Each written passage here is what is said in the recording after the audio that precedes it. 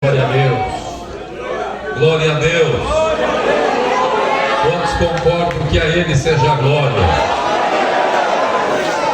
Então levante as suas mãos e glorifique o Senhor. Feche os seus olhos e vamos glorificar a Deus. Comece a glorificar o Senhor. Você cantou a Ele a glória, então dê glórias para Ele. Você que ainda não cantou, dê glórias a Deus.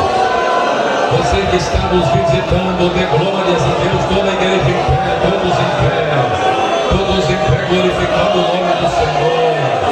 Todos em pé, enaltecendo o nome do Senhor Jesus Cristo. A Ele a honra, a Ele a glória, a Ele a glória, Senhor. Estamos aqui para te glorificar nesta noite. Espírito de Deus, o Senhor veio ao mundo para glorificar o nome do Filho. Nesta noite glorifica o nome do Filho, glorifica o nome do Filho, glorifica o nome do Filho, glorifica o nome do Filho, glorifica o nome do Filho. Vamos te glorificar, ó Senhor. Espírito de Deus, nos ajuda a glorificar o nome do Filho. Espírito de Deus, Espírito de Deus, glorificado seja o nome do Filho.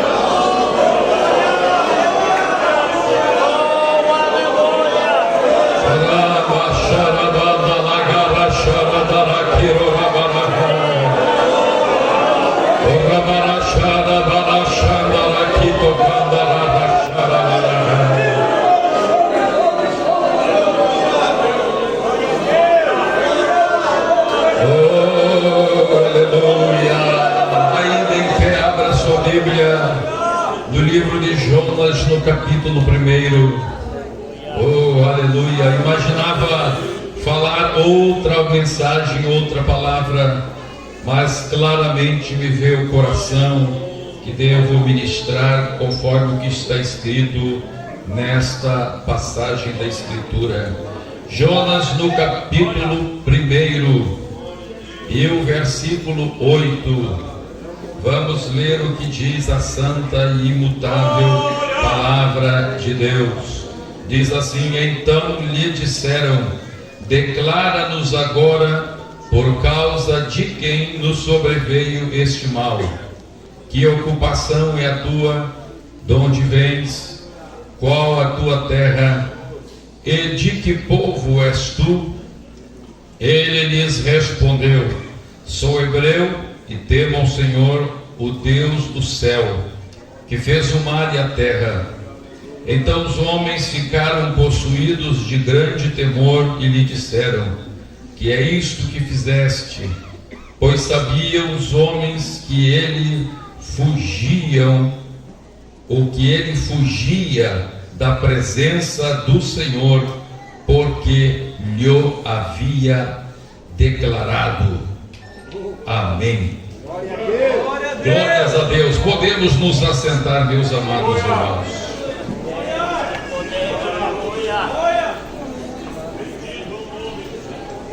A todos aqueles que nos visitam e que, quem sabe, não conhecem as histórias bíblicas, rapidamente eu quero vos situar para que possam entender esta mensagem.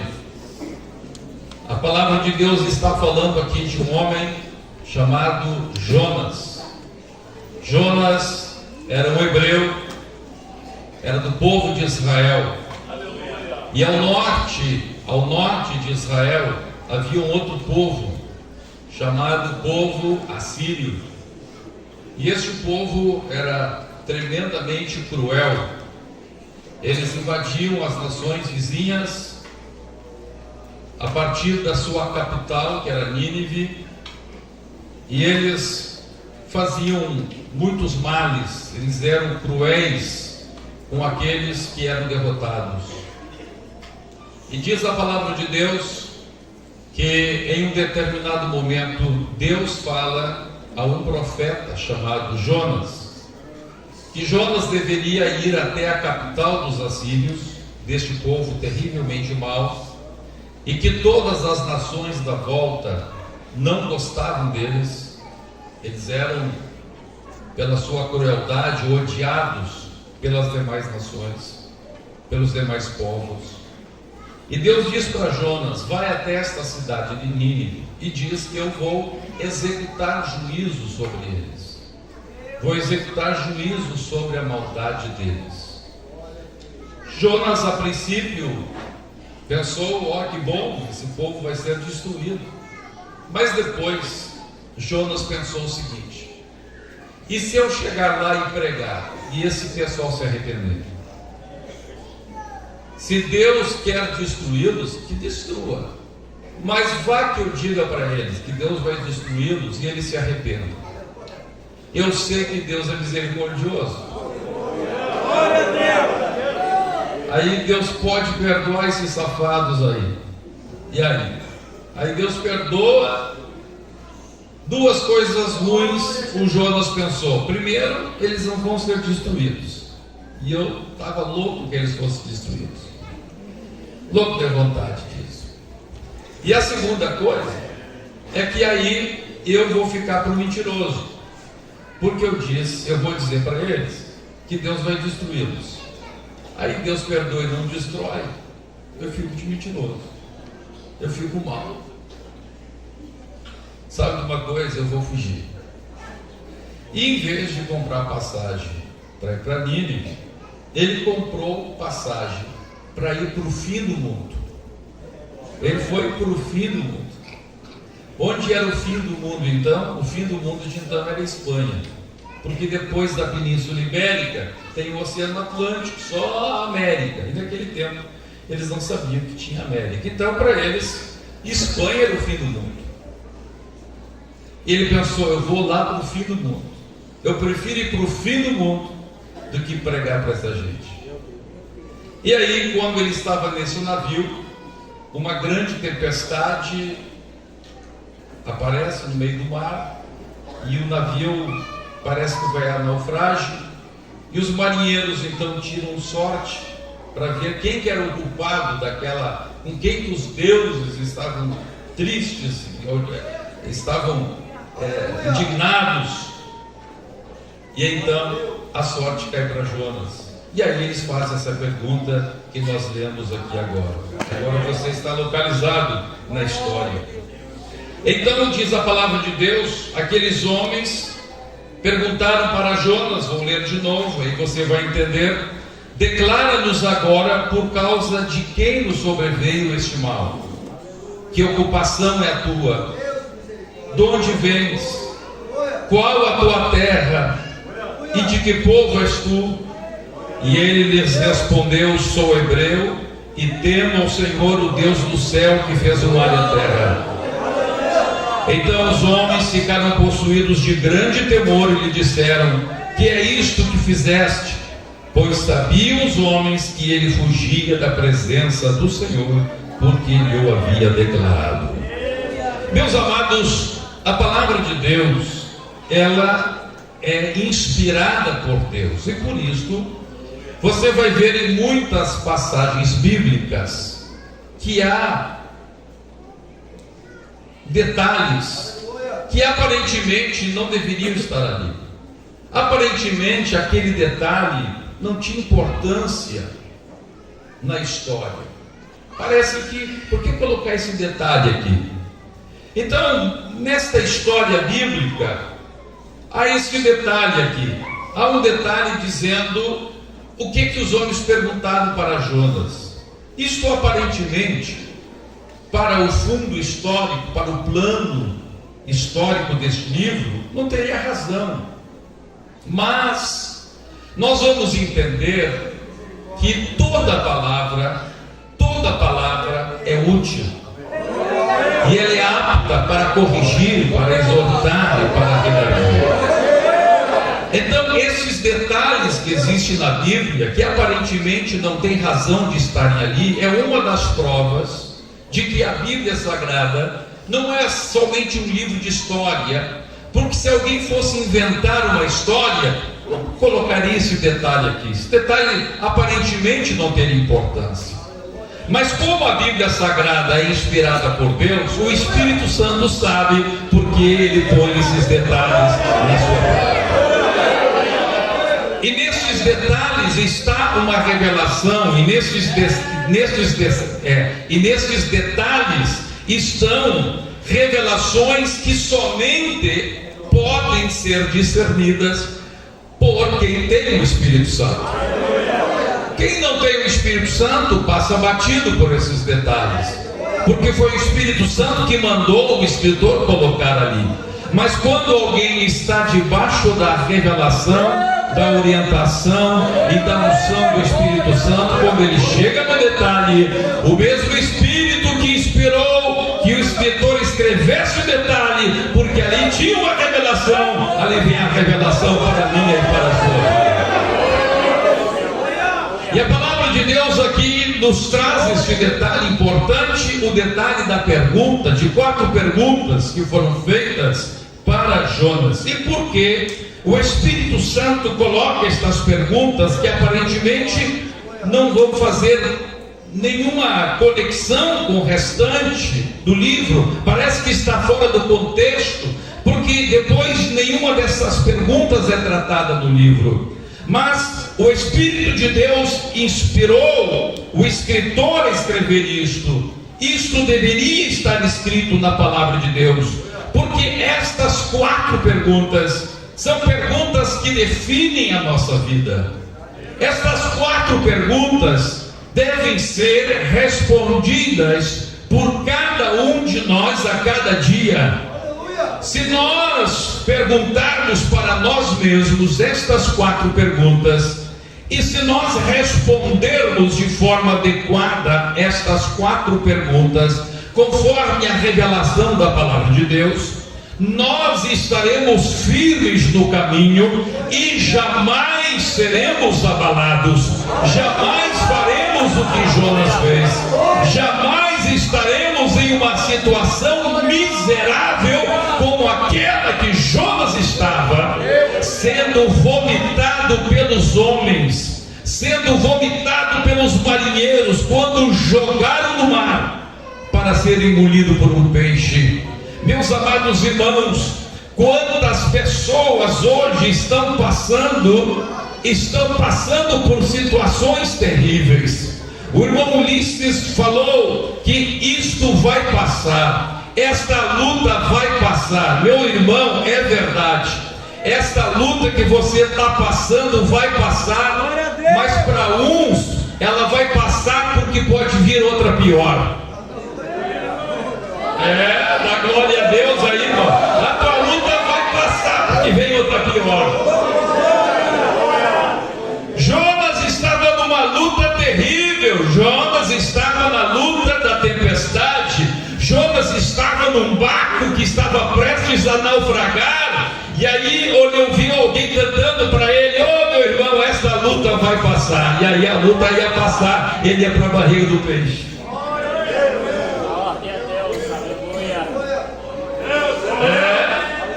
Que vai passar, não sei se para melhor ou para pior, mas que vai passar, passa.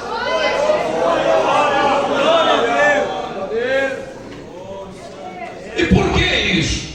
Porque você não está respondendo estas 4 perguntas de forma adequada. Porque as perguntas que você responde, conforme realmente a resposta exige, na maneira como você está vivendo, te empurra para que essa luta passe e te prepara que tem outra pior na frente. A palavra de Deus aqui nos fala a respeito destas 4 perguntas.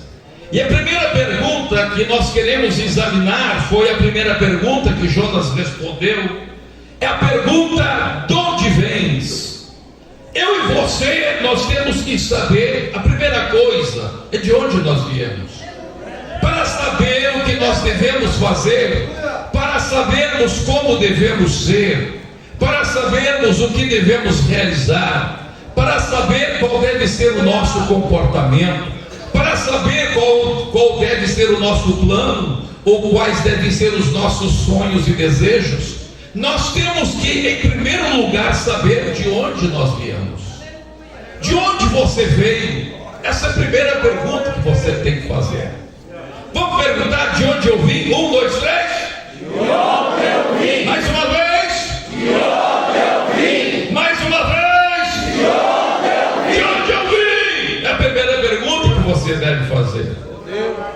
E a primeira pergunta que você deve responder: cada vez que você se levantar de manhã, se você quiser ter um dia bom, um dia frutífero, um dia abençoado na presença de Deus, a primeira coisa que você deve fazer é isso: perguntar para você mesmo e responder: de onde eu vim? Aí você diz assim: pastor, eu vim do meu pai e da minha mãe. Tudo bem, mas antes do teu pai e da tua mãe? Bom, eu vim então do vô e da avó. Mas antes do vô e da avó, eu vim do tataravô e da tataravó. Mas antes do tataravô e da tataravó, aí já fica gago. Eu já vi do tataravô.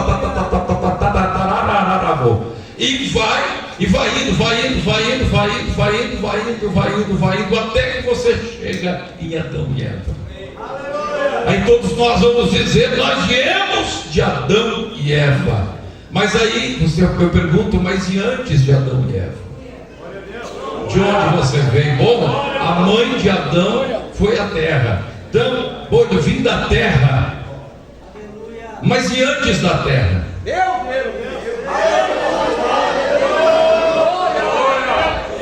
De onde nós viemos? De onde eu vim? Antes da terra da qual foi formado Adão, e por isso nós todos viemos da terra. Mas antes da terra, de onde nós viemos? A palavra de Deus nos diz que antes da fundação do mundo, antes que houvesse terra, antes que houvesse carbono, antes que houvesse sódio, antes que houvesse cloro, antes que houvesse cálcio, antes que houvesse todos os elementos dos quais nós somos formados a partir da terra, antes da fundação do mundo, havia um propósito no coração de Deus. A Bíblia diz que desde antes da fundação do mundo havia no coração de Deus alguma coisa chamada igreja, chamada santos irrepreensíveis, aqueles que eram chamados para em Cristo serem santos e irrepreensíveis, para julgar o mundo e os anjos.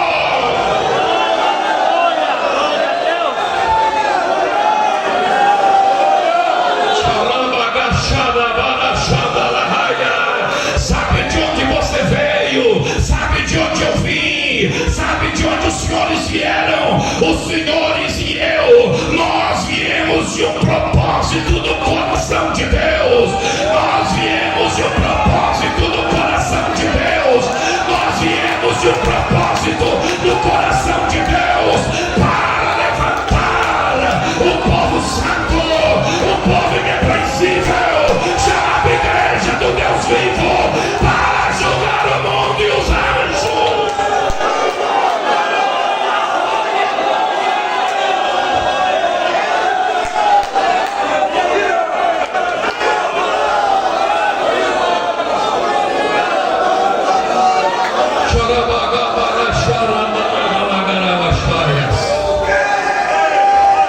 As pessoas não sabem disso.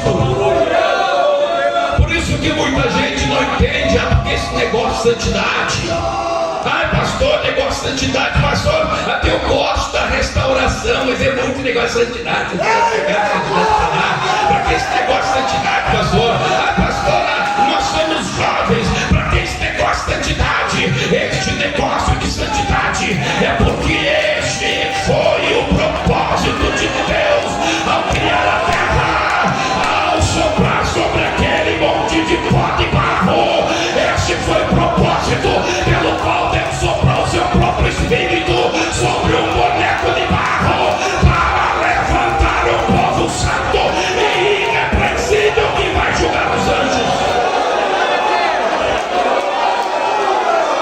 que vai julgar os anjos decaídos. Aqui diz a palavra de Deus em 1 Coríntios capítulo 6, versículo 2 e 3. É o que diz a palavra de Deus em Efésios capítulo 1, versículos 3 e 4. Em tantas outras palavras. É por isso que você foi chamado para ser santo e irrepreensível, porque Deus quer levantar um povo que possa julgar os anjos. Deus quer levantar um povo que possa julgar o mundo, os pecadores. E como você vai anjo se você não for santo? E como você vai julgar esses demônios que tanto te perturbam se você anda junto com eles, se você faz o que eles dizem para você fazer?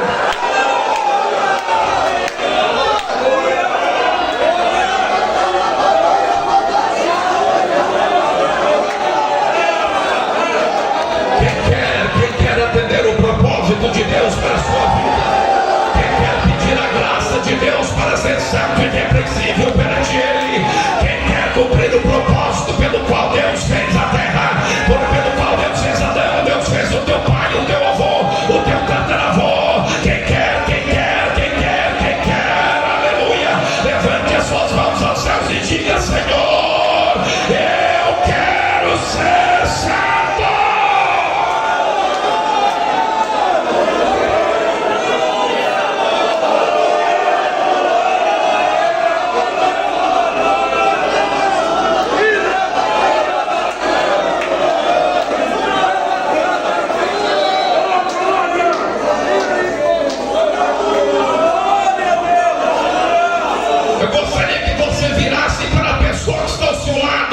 E dissesse para ela: por favor, pastor, anda, vem aqui, passar por aqui. Oh, glória a Deus, oh, glória a Deus. Irmãos com irmãos, irmãs com irmãs, a não ser que seja esposa e esposa, diga para quem está ao seu lado: você veio de um propósito no coração de Deus.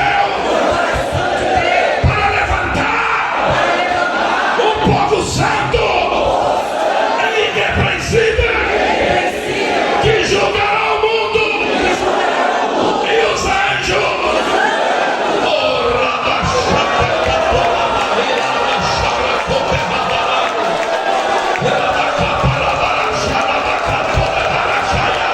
Isso da liberdade, o Espírito Santo pode glorificá-lo, pode exaltá-lo.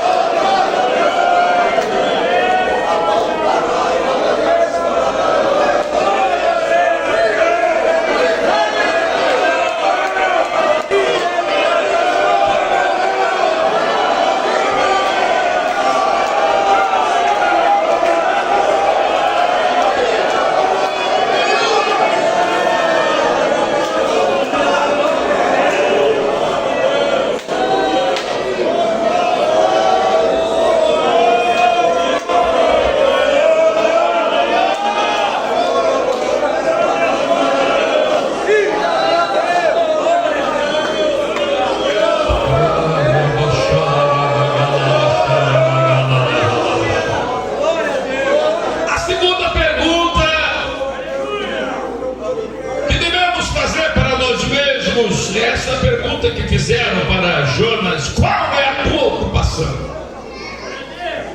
Qual é a tua ocupação? Senhor, eu sei de onde eu vim,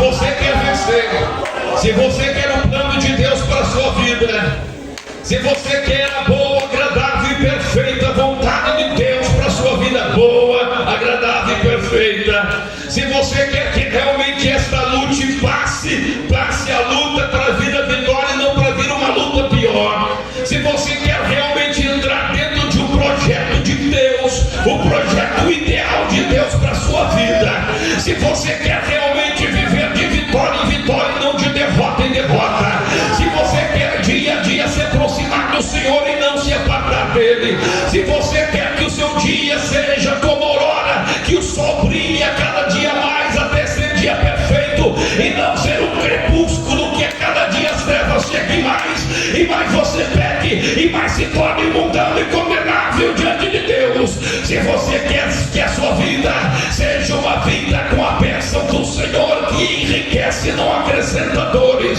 se você quer que a sua vida seja uma bênção e a tua vida seja causa de bênção para os outros, se você quer receber a água de Deus em você e do teu ventre fluir rios de água viva, você tem que saber qual é a tua ocupação. Você tem que ter a ocupação correta. Qual é a tua ocupação? O que você faz? O que você faz? Eu tenho que entender primeiro de onde eu vim.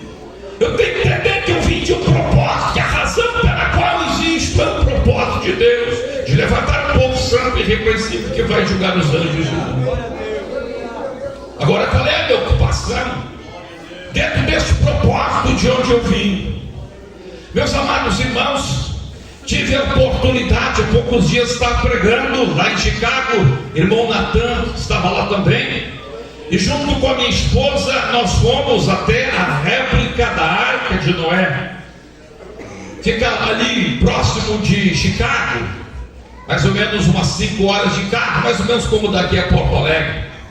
E aí fomos lá onde está a réplica, cientistas americanos que creem em Deus, para provar a possibilidade, que realmente há a possibilidade de se construir uma arca e nela abrigar as espécies troncos de toda a terra. Eles criaram então, recriaram a arca conforme diz a palavra.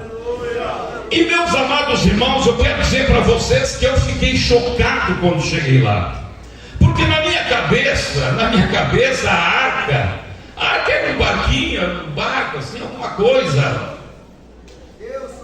esse barquinho que a gente conhece aí, não é? Eu pensava, me apertado, nas mãos do céu. Quando eu cheguei lá e vi aquele gigante, e vi aquele negócio monstruoso, um transatlântico, construído de madeira.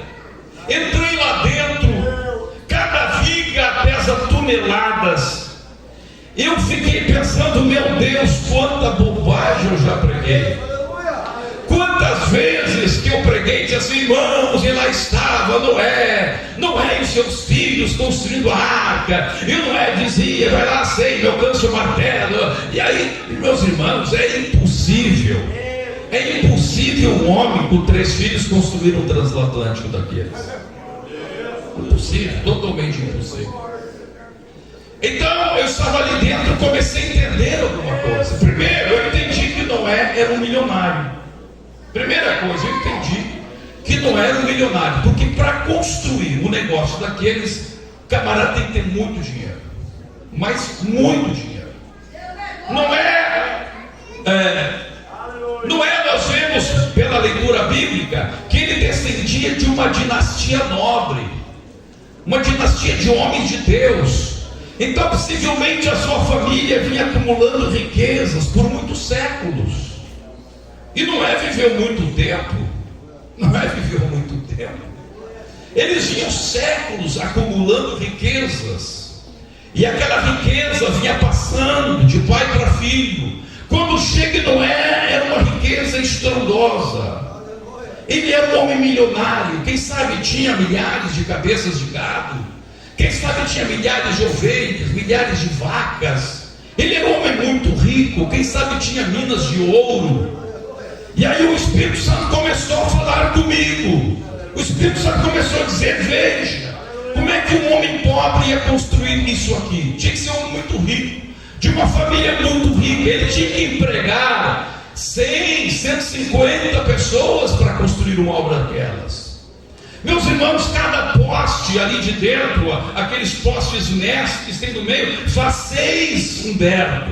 Eu já sou meio cheinho, mas os 6 de mim. Imagine para levantar aquele negócio, irmãos, com 15 metros de altura, um pau destes com 15 metros de altura. Aquelas vigas, irmãos, vigas imensas, com 25 metros de comprimento. Sabe o que é uma viga? Uma viga aí de 70 centímetros por 30 de madeira, com 25 metros de comprimento. Quantas toneladas pesa um negócio desse? E eu olhava cada viga, eu disse: meu Deus do céu, que coisa impressionante isso aqui. Quantos homens trabalharam nisso aqui? Quanta gente que Noé teve que pagar? E segundo os cálculos que eles fazem lá, a partir da Bíblia, foram 75 anos de obra. Já pensou, meus irmãos, uma obra durar 75 anos, pagando uma turma de gente durante 75 anos? O cara tem que ser rico, o camarada tem que ter dinheiro. Aquela família tinha muitos bens. Oh, aleluia! E o Espírito Santo ia me mostrando isso.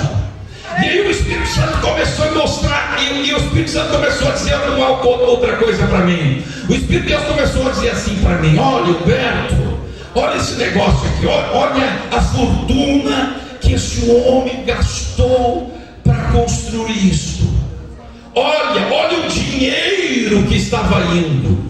O dinheiro dele estava indo, e matava boi, vendia boi, pegava ouro, trocava por madeira, trocava a ovelha, vendia ovelha. Eram rebanhos de ovelhas sendo vendidos, eram rebanhos de vacas sendo vendidos, eram quilos e quilos de ouro vendidos, e tudo ele botava na arca. Oh, glória a Deus! E quem sabe os amigos dele diziam assim: rapaz, tu tá louco, tu vai ficar pobre. Olha só a fortuna que tu tinhas 10 anos atrás, olha que tu tens agora. E Noé dizia assim: olha, não me interessa, eu tenho uma tarefa.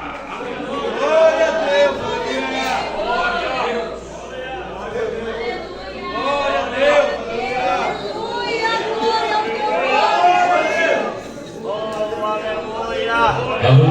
Eu tenho uma tarefa.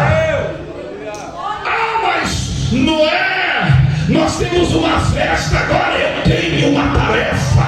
Nós temos um desfile da pátria. Eu tenho uma tarefa. Nós temos uma festa. Nós temos agora o prefeito da cidade nos convidou para uma festa para a posse dele. Ele dizia: eu tenho uma tarefa.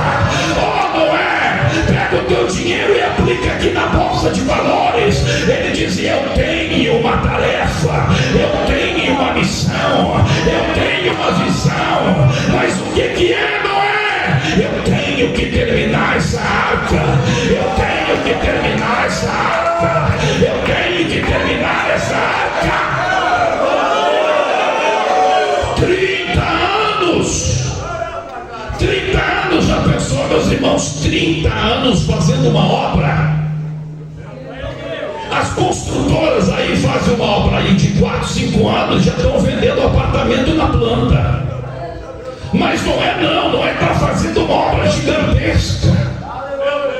Uma obra fantástica. Naquele tempo não tinha guindaste, naquele tempo não tinha motor a gasolina, motor a nada. Naquele tempo não tinha guincho, naquele tempo não tinha serra elétrica, era tudo do serrote. Você já pensou, meu irmão, desdobrar uma viga de 25 metros?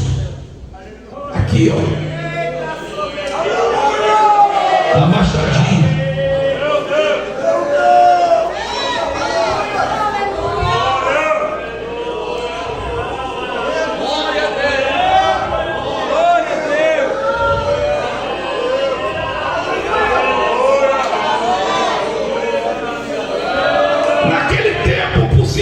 Antigamente eles nem dominavam o ferro ainda, era machadinha de pedra lascada, não tinha prego, era tudo no encaixe.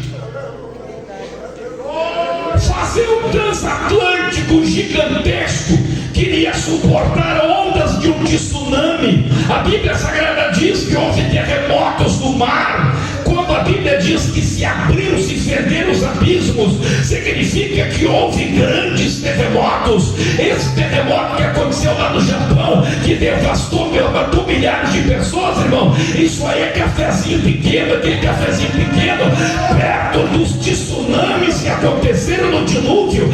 A Bíblia Sagrada diz que toda a crosta terrestre, os terremotos abriram o fundo do mar, eram ondas de 50, de 100 metros de altura.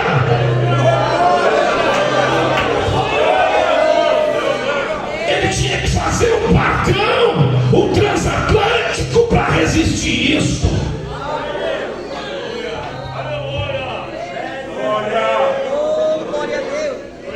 Aleluia. Aleluia.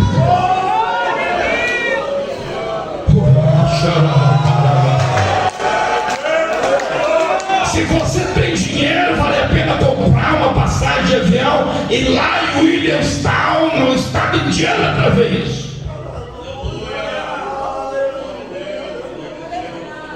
E se não tem dinheiro, vale a pena fazer uma prestação, você vai voltar mais crente.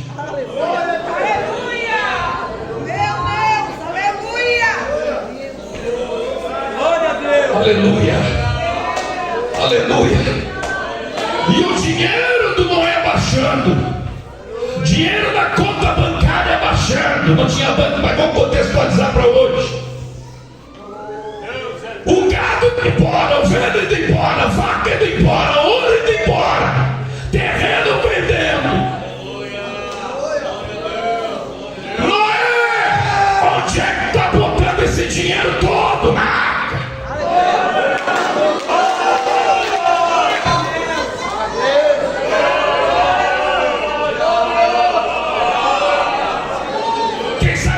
Assim, rapaz, tu tá mentindo pra gente. Tu tem mulher na rua e tá botando nas mulheres. Não, tô botando na água.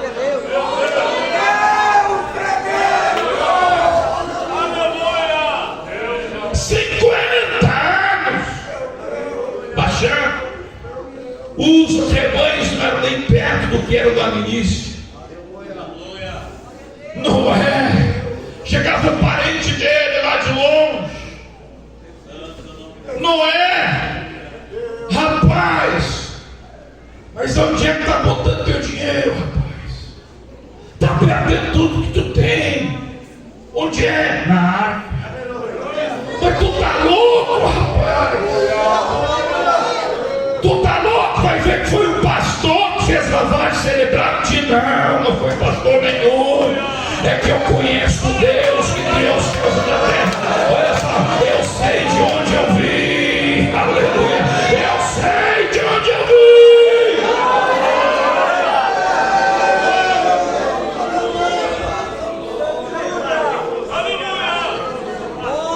Aleluia. 55 anos, 65 anos, 70 anos.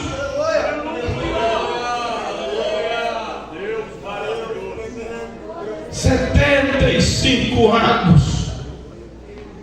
Noé, chega o mesmo parente. Noé, como é que está tua vida financeira? Tá bem, aí a tua vida econômica está ótima. Mas rapaz, quando eu chegava na tua casa aqui, você era gado que não acabava mais. Agora eu estou vendo nem barulho de vaca. Onde é que está aquele monte de vaca? Está tudo lá. Tudo lá.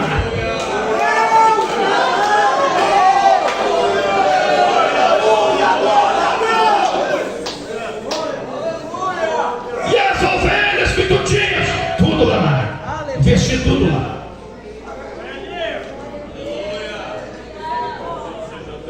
Não é? Até onde vai a tua fazenda? A minha fazenda vai até ali, naquele eucalipto ali, da esquina ali. Mas não é Antigamente a gente olhava e não encontrava o fim da tua serra. Pois é, está tudo ali na arca.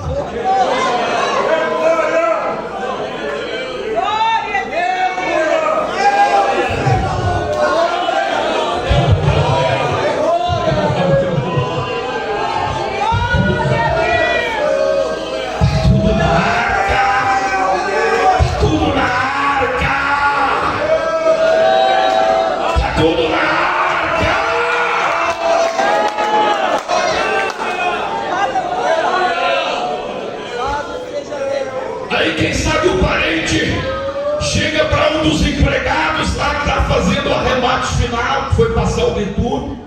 Estava lá aquele monte de gente lá, pendurado lá com balancinho, com andame lá, bem pintado com betume. Aquele transatlântico, aquele negócio imenso. E aí chega o parente dele e pergunta para o trabalhador dele: e aí, rapaz, esse negócio, o velho está louco, né? Aí você está louco? Quando eu está louco, não sei. Eu só sei que eu ganhei muito dinheiro com essa arca. Rapaz, mas não é trouxa mesmo, não é bobalhão. Ele investindo dinheiro na arca e vocês ganhando dinheiro com a arca. Vocês estão entendendo?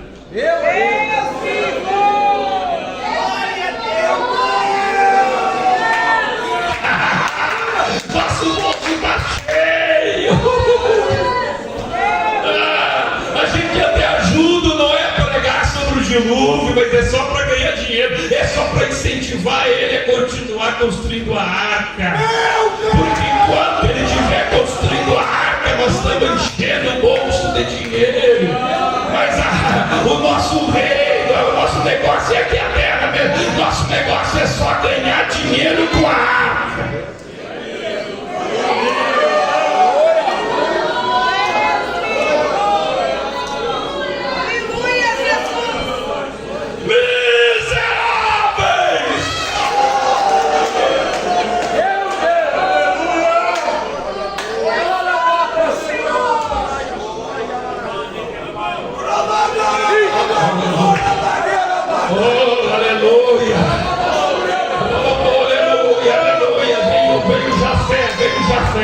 O Jafé vem conversar com Noé. E o Jafé diz assim: pai,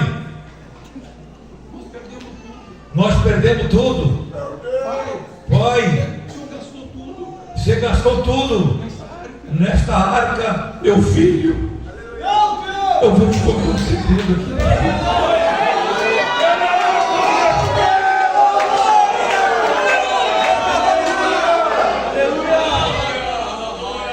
Meu filho, essa casa que a gente mora aqui ainda, essa casa que a gente mora, na verdade é a única coisa que a gente vai perder. A única coisa que a gente vai perder, meu filho, é essa casa que a gente não investiu na arca.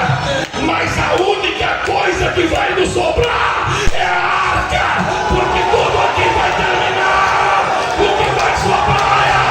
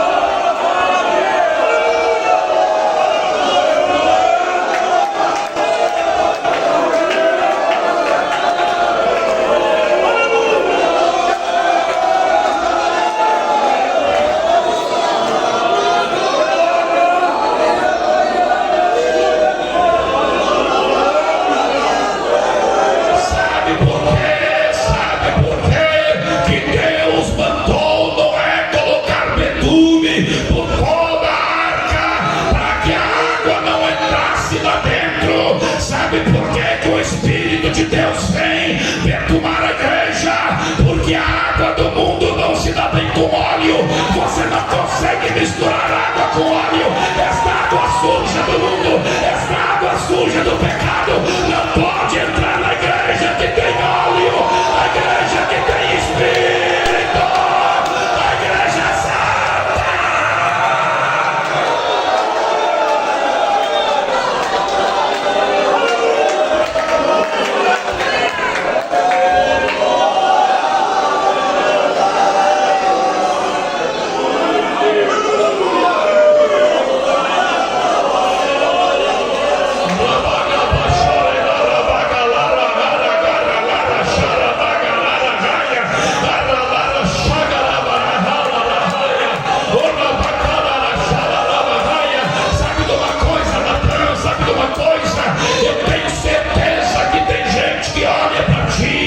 E diz assim: burro, trouxa, um guri novo, um menino novo, formado em direito, poderia ter uma carreira linda, poderia ser um juiz, poderia ser um promotor, investindo a vida dele nesse negócio de igreja, ainda vai para uma igreja de doutrina, que prega santidade.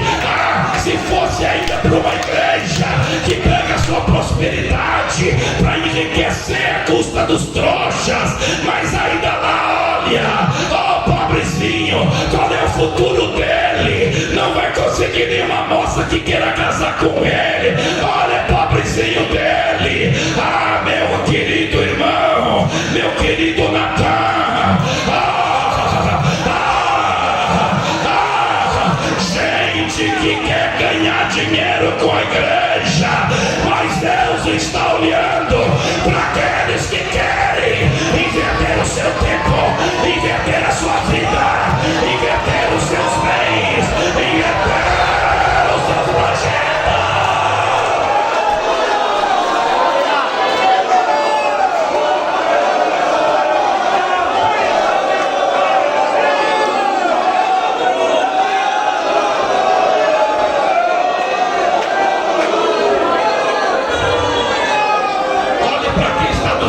Por favor, olhe, Natan, vem cá, pastor Natan, desculpe. Olha aqui, pastor Natan, olha o que eu vou dizer pra ti. Diga assim pro teu irmão: olha pra quem tá do teu lado. Pega na mão dele, pega na mão dele, pega na mão dele. Diz assim: a única coisa que tu não vais perder, é o que tu investires na arca.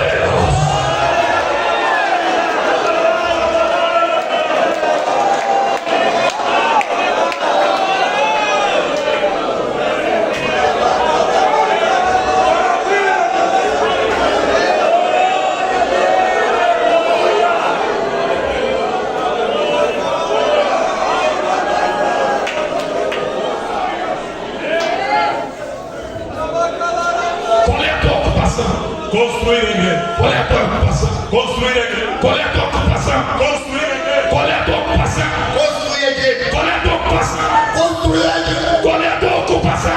Construir a igreja. Qual é a tua ocupação? Construir a igreja. Qual é a tua ocupação? Construir a igreja. Qual é a tua ocupação, Ana? Construir a igreja. Vamos juntos construir a igreja. A nossa família tem que construir.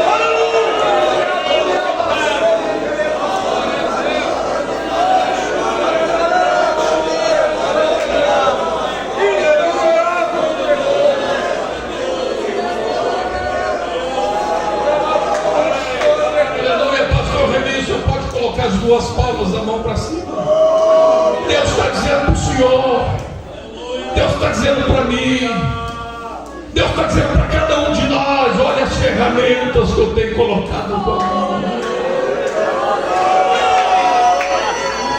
Olha as ferramentas, recursos, dinheiro, capacidades, habilidades, família, carro. Eu estou dizendo, eu coloquei na tua mão para construir Israel. O que tu está fazendo com isso? Qual é a tua ocupação?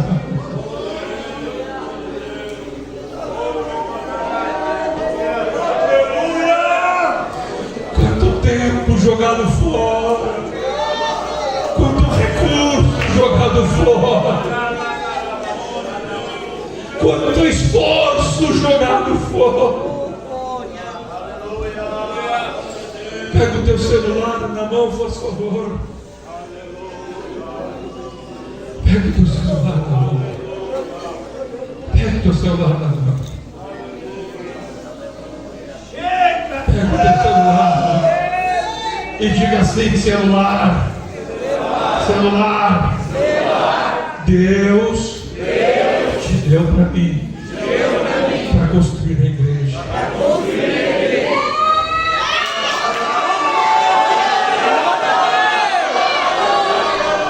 Mas quantos estão usando o celular para destruir a igreja?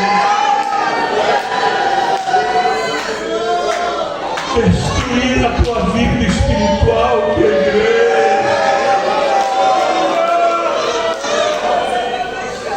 Se você for olhar no teu histórico do que você acessa no teu celular, o que você está fazendo com esse aparelho, você está construindo ou destruindo a igreja, construindo ou destruindo a tua vida espiritual, construindo e te levando para o céu, ou jogando a tua vida no inferno.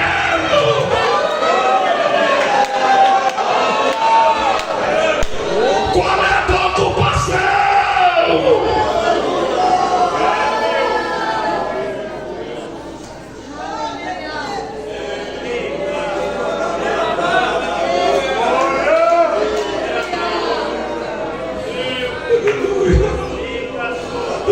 Está dizendo para mim, cada vez que eu me olhar no espelho, quando me acordar pela manhã, meu querido Natan, eu tenho que dizer para mim no espelho aberto: hoje está começando mais um dia. Tu sabes de onde tu vieste e tu sabes qual é a tua ocupação. Tu vieste do coração de Deus, de um propósito para edificar o povo santo e irrepreensível, e tu tens na tua mão a missão de construir a igreja.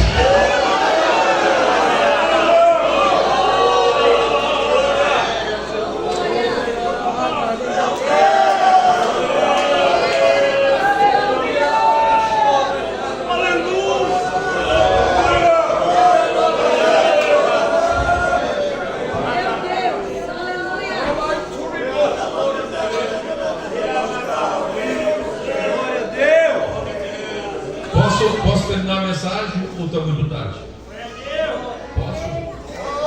Posso terminar a mensagem? Terceira pergunta: qual é a tua terra? Qual é a tua terra?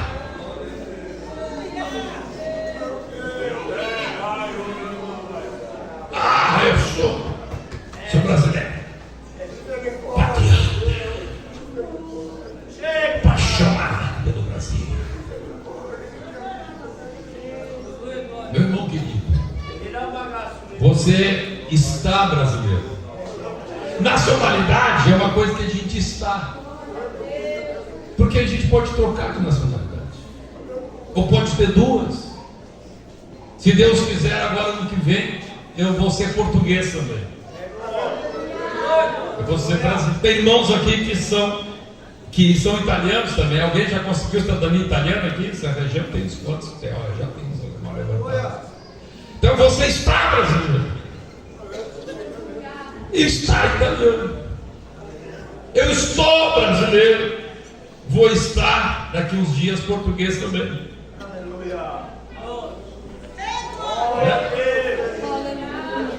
Aí quando morre, aí não é mais nada, nem brasileiro, aí vira comida de verme. Vira comida de verme.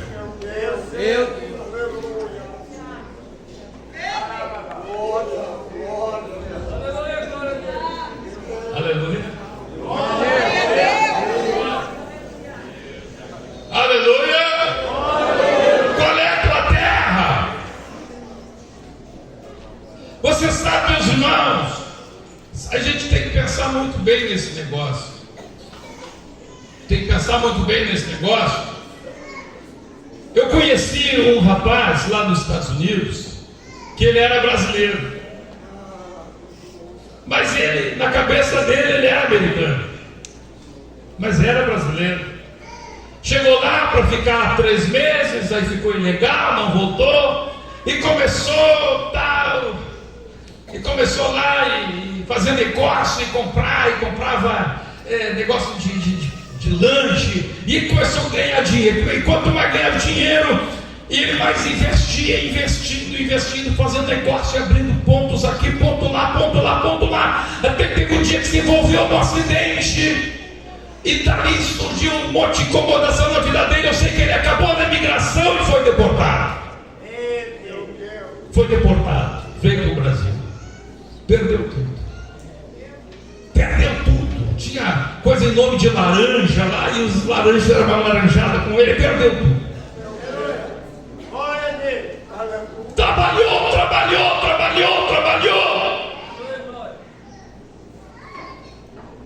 Lá andava de Mercedes, de Porsche, de aquele outro lá americano, Corvette. Só andava de carrão. Voltou para o Brasil com uma mão na frente e outra atrás, veio andar de bicicleta. Mas, por outro lado, eu conheci também alguns brasileiros lá nos Estados Unidos que diziam o seguinte: não, eu estou aqui não é a minha terra é o Brasil. Tudo que é dinheirinho que eles ganhavam, irmão Ulisses, mandava para o Brasil. Tudo que é dinheirinho mandava para cá. O dia que a imigração pegou eles, deportou para cá, todo o dinheiro deles estava aqui.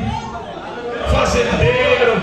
Então lá ele andava com os carrinhos velhos, comidinha de ferrugem, mas aqui comprou um carrão. O outro lá andava de carrão, aqui veio de bicicleta.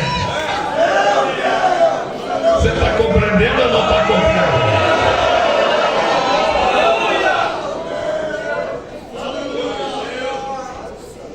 Quanta gente, meu irmão, não se dá conta disso. Qual é a nossa terra, meus irmãos? Onde está a nossa terra? Olha o que diz a palavra de Deus em Filipenses, no capítulo 3 e no versículo 17: irmãos, sede imitadores meus, e observai os que andam segundo o modelo que tem de nós. Pois muitos andam entre nós, dos quais repetidas vezes eu vos dizia, e agora vos digo até chorando, que são inimigos da cruz de Cristo. O destino deles é a perdição, o Deus deles é o ventre, a glória deles está na sua infâmia, visto que só se preocupam com as coisas daqui. Olha só se preocupam com as coisas daqui, só se preocupam com as coisas daqui. Verso 20: mas a nossa pátria está nos céus, de onde também aguardamos o Salvador, o Senhor Jesus Cristo. Ora vem, Senhor Jesus.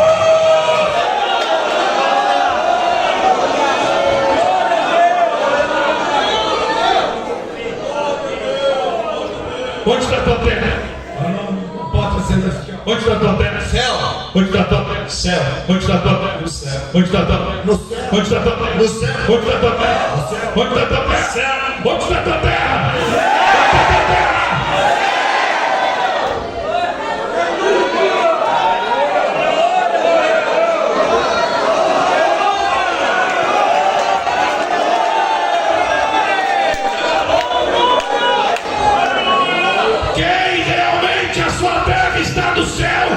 não vive só se preocupando com as coisas terrenas. Quantos realmente a sua terra está no céu? Pode levantar a mão para a glória a Deus.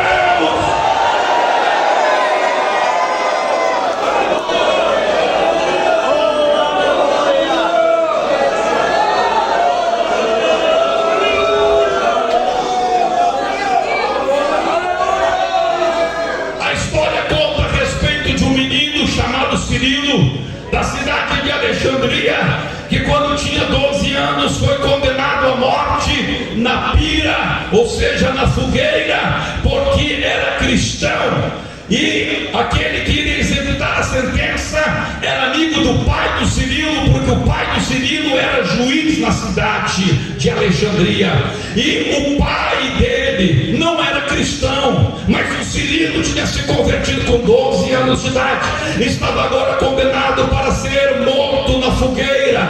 E quando o Cirilo estava ali ao pé da fogueira, aquele amigo do seu pai disse: Cirilo, por favor, tu és um menino, tu tens só 12 anos de idade, o teu pai é um juiz, tu tens um futuro maravilhoso. Ali estava o Cirilo, a imigração tinha pegado ele estava prestes a ser deportado da terra, ele estava prestes a ir para a sua terra. Sabe o que o Cirilo disse? O Cirilo disse o seguinte: ponham-me na fogueira e ateiem fogo de uma vez, pois quanto mais logo vocês me queimarem, mais logo eu vou chegar na minha terra.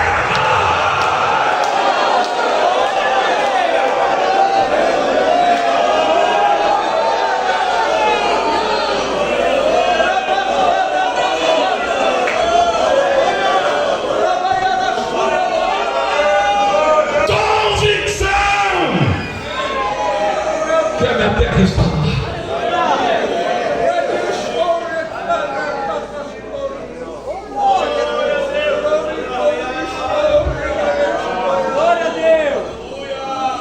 A última pergunta: qual é o teu povo?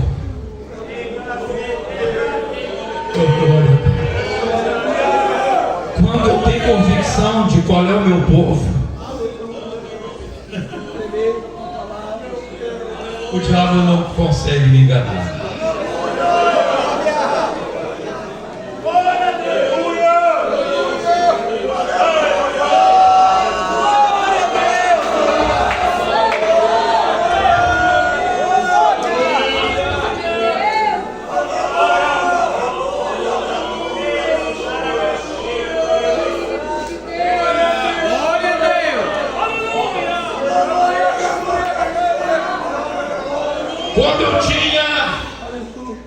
Quando eu tinha 21 anos de idade, eu estava no escritório da advocacia, no qual trabalhava como advogado. Ganhava naquele tempo mais ou menos, meu salário era mais ou menos, naquele tempo o real valia um pouco mais. Eu ganhava por volta aí de $1.500 por mês, era o que eu ganhava ali naquele escritório.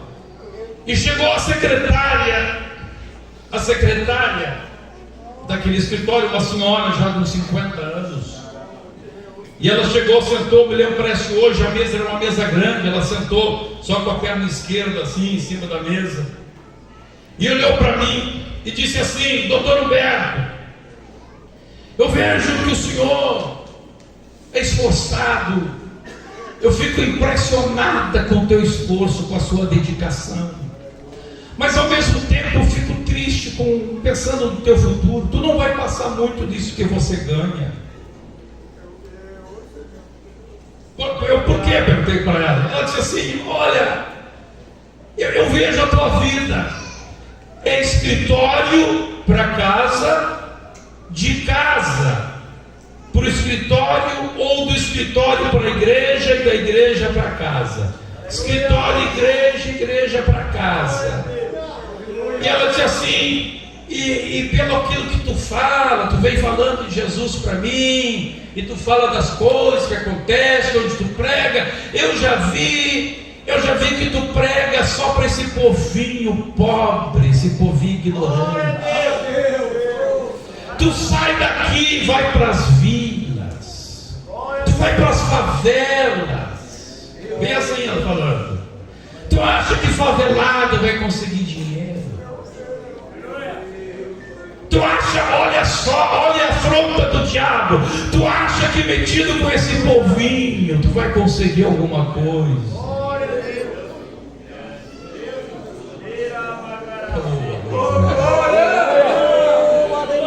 Ela disse assim: tu já viste que o doutor fulano de tal, todos os dias 5 horas em ponto, ele sai daqui? Já vi. Pois sabe para onde ele vai? Não sei. Ele vai ali para os Porto Alegre City Hotel, ele vai ali para uma happy hour, juntamente com os mega empresários, e ali ele consegue contratos de peso. Você sabe o outro, disse no outro doutor, para onde ele vai nos fins de semana? Ele vai lá para o country club, jogar golfe com os empresários. E tu para onde vai? Tu vai para as igrejinhas.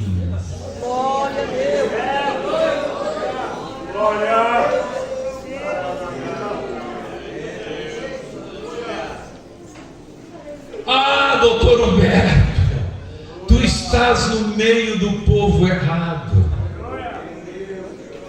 Tu estás no meio do povo que não tem dinheiro. Oh, Satanás terrível. Aleluia. E quando ela falou aquilo, meus irmãos, me ferveu o sangue. Vocês olham para mim assim, com essa cara de manso, né? Mas eu tenho que controlar, se crucificar. Mas naquele dia a carne velha se parecia. Não sei se foi carne ou se foi espírito, eu sei que fiquei bravo. Me aqueceu as orelhas, comecei a tremer o queixo. Quando ela falou mal da igreja, chamou uma igreja de povinho, irmão, me deu uma raiva. Eu me lembro que eu peguei, eu me levantei tremendo, eu arrojei a mesa, e eu cheguei até diante daquela mulher e disse aqui, olha aqui, eu quero dizer para ti, que você é uma pessoa querida, mas quem está falando em ti não é tu, quem está falando em ti é o diabo. Ela disse, não, eu não gosto do diabo. Eu falei para ela, gostando ou não gostando do diabo, é o diabo que está falando na tua boca. E eu disse uma coisa para ela, eu disse, sabe de uma coisa, não é que eu ando no meio deste povinho, eu faço parte deste povo, eu faço parte do povo de Deus, eu tenho que andar com meu povo.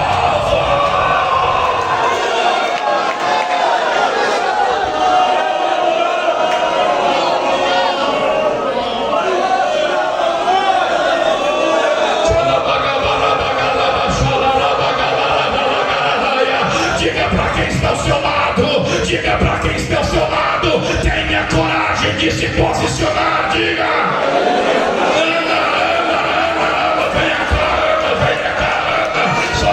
Sobe aqui, Ana, tenha coragem de se posicionar. Nós somos povo de Deus. Pode me chamar de cafona, de quadrado, pode chamar, dizer que os teus cabelos grisalhos são feios. Deus ama estes cabelos e eu amo também. Pode dizer que você é cafona, pode dizer você que é um quadrado, seja o que for. Nós somos povo de Deus, nós somos povo de Deus, nós somos povo de Deus.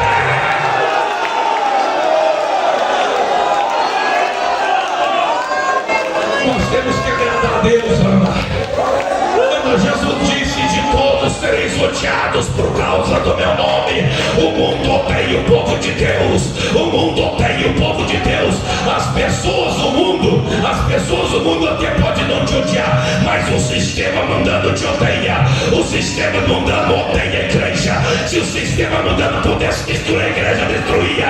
Mas nós somos povo de Deus, nós somos povo de Deus, nós somos povo de Deus, nós somos povo de Deus.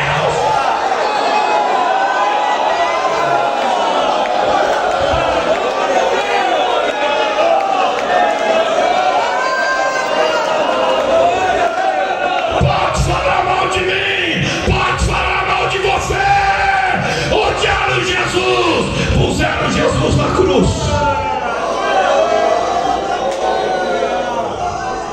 Você espera aplauso? Você está preocupada com o que o mundo diz? Ou você está preocupada com o que Deus diz a respeito de você?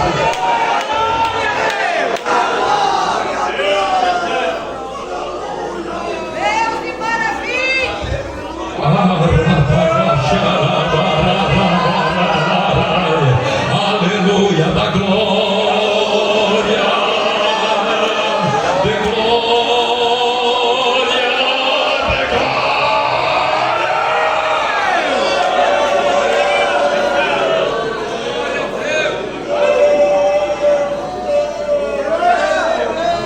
Já vou encerrar. Duas coisas fazem o povo.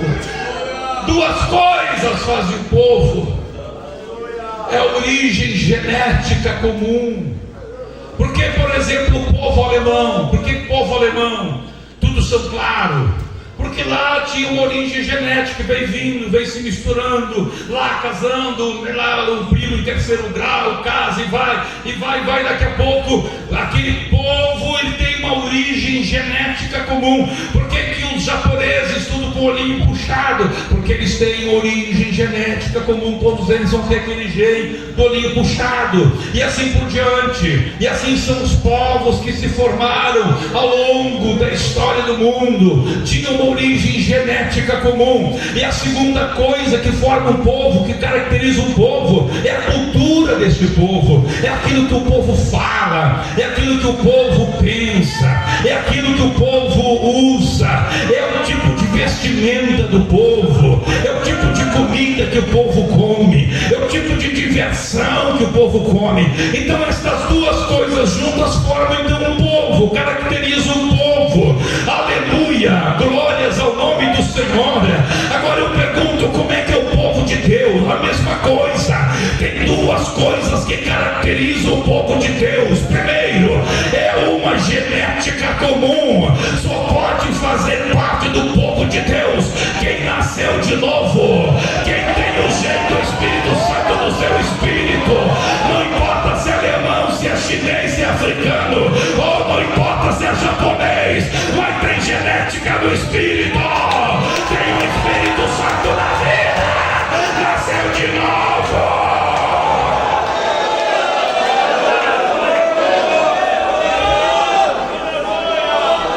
Pedro diz: fomos gerados pela palavra, e recebemos, somos coparticipantes da natureza divina. Aleluia, aleluia, aleluia. Você tem o jeito do Espírito Santo na tua vida, ou não tem?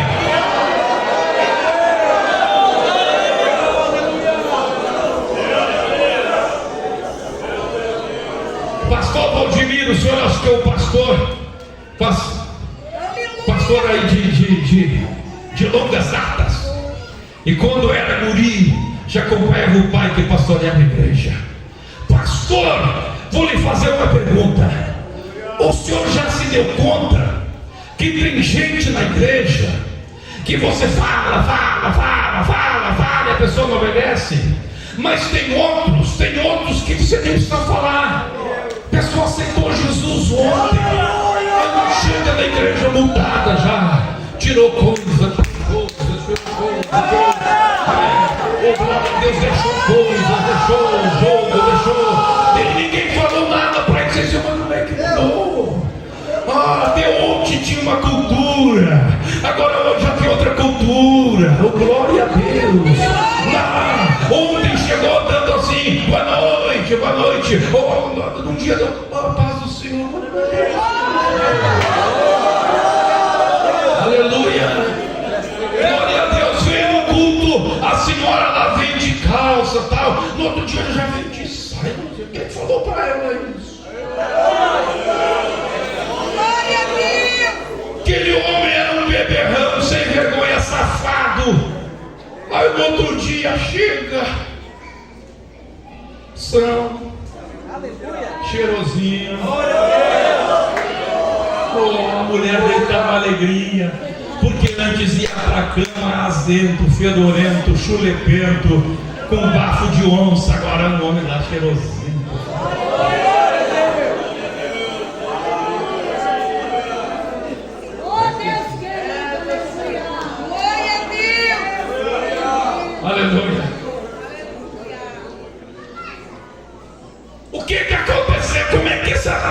essa pessoa aqui mudou a cultura dele e o outro continua, fala, sabe por quê? É porque o um nasceu de novo.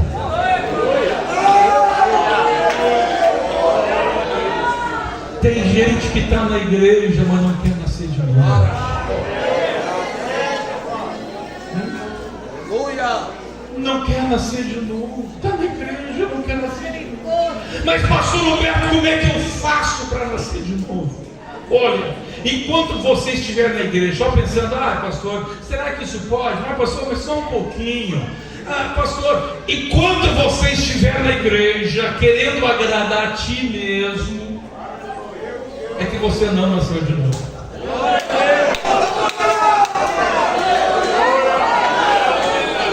É porque Deus ainda não é teu pai. Esse é o grande sinal. Meu Deus. Esse é a grande marca. E quando a gente está na igreja só para agradar a si, só para conseguir coisas de Deus, aí Deus é igual a qualquer outra entidade. A gente está olhando Deus como olha qualquer outro santo, qualquer outra entidade, qualquer outro espírito.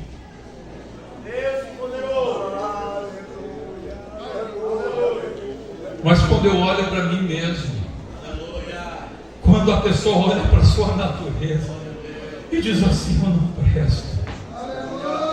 não presto, eu preciso da natureza de Deus. A minha vida tem que ser mudada, tudo. Deus, eu quero a minha vida mudada, Deus, muda tudo, Deus, eu abro mão de tudo, Senhor. Aí Deus agarra na mão dele, meu Deus, levanta, me puxa. E Deus começa a levantar. E o Pai abraça. E o Pai abraça. Como é bom se sentir abraçado por Deus. O Pai abraça. E eu começo a amar o Pai. Eu começo a dizer, Deus, até onde eu te olhava querendo que tu me agradasse, mas a partir de hoje eu quero te agradar. E aí muda tudo, porque ele quer agradar a Deus. Eu pergunto aqui, eu pergunto para você, quantos realmente querem agradar a Deus?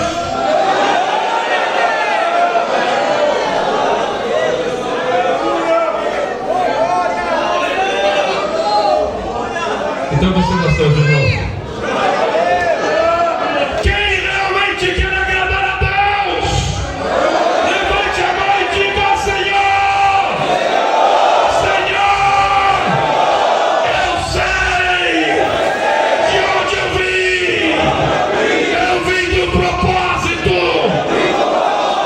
de que o Senhor tem desde antes da fundação do mundo, de criar um povo santo que vai julgar os anjos e o mundo. Senhor, a minha ocupação é construir a igreja. A minha ocupação é construir a igreja. A minha terra é o céu. E eu sou teu filho, do teu povo. Se você é mesmo, fique em pé e comece a glorificar a Deus e adorar a Deus.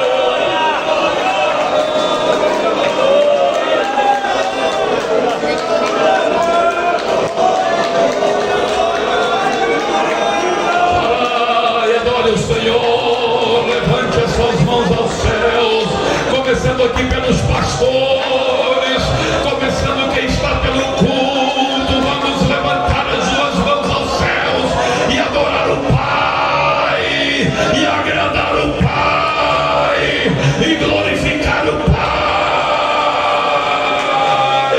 Adore, glorifique o Senhor, Ele está aqui.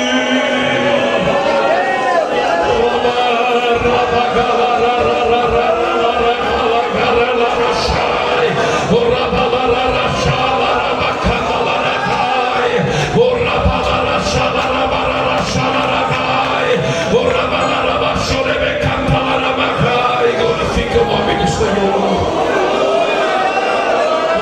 nome do Senhor. Glorifique o nome do Senhor. Glorifique o nome do Senhor. Glorifique o nome do Senhor. Glorifique o nome do Senhor. Glorifique o nome do Senhor. Glorifique o nome do Senhor.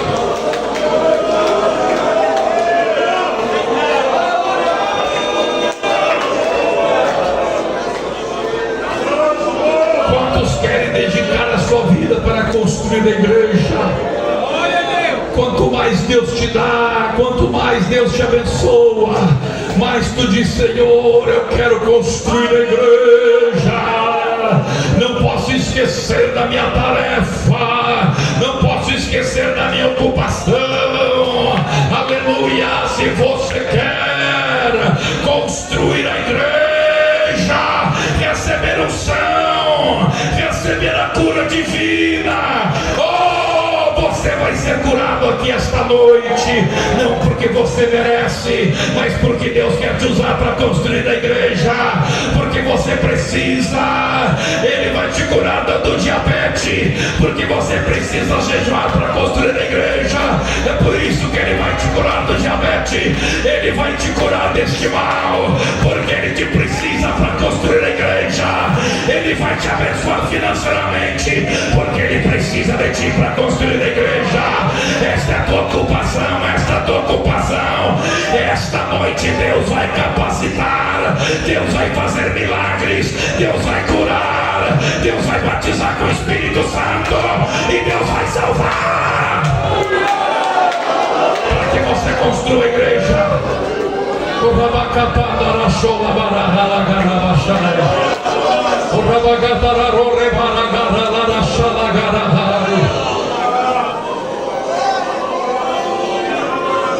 Quem quer esta noite pedir: Deus me dá graça para construir a igreja? Quem vai dizer: eis-me aqui, Senhor, eu quero construir a igreja? Você quer levantar a tua mão e dizer: Senhor, eis-me aqui? Eis-me aqui, Senhor. Eu quero construir a igreja. Eu quero construir a igreja. Eu só vou levar aqui o que eu investi na tua obra.